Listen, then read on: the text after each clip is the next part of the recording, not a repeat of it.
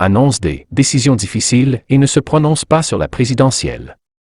Emmanuel Macron a annoncé jeudi dans le lot qu'il devra prendre des décisions, certaines difficiles, au cours de l'été et qu'il était trop tôt pour affirmer qu'il sera candidat à l'élection présidentielle de 2022.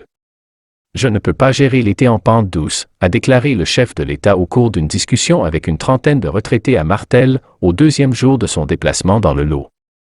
Je vais devoir prendre des décisions, certaines difficiles, et peut-être que certaines d'entre elles ne rendront pas possible sa candidature, a ajouté le président, répondant à la question « Serez-vous candidat en 2022 ?»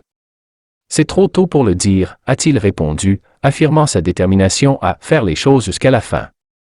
On doit prendre le pouls du pays même quand on n'est pas en campagne, a ajouté M. Macron, critiqué par certains opposants pour être entré en campagne électorale à l'approche des régionales des entre 20 et 27 juin et à moins d'un an de la présidentielle.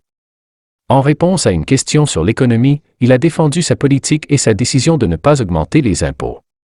Il faut produire des richesses pour redistribuer et on l'oublie trop dans notre pays. A-t-on des marges de manœuvre pour financer de nouveaux droits?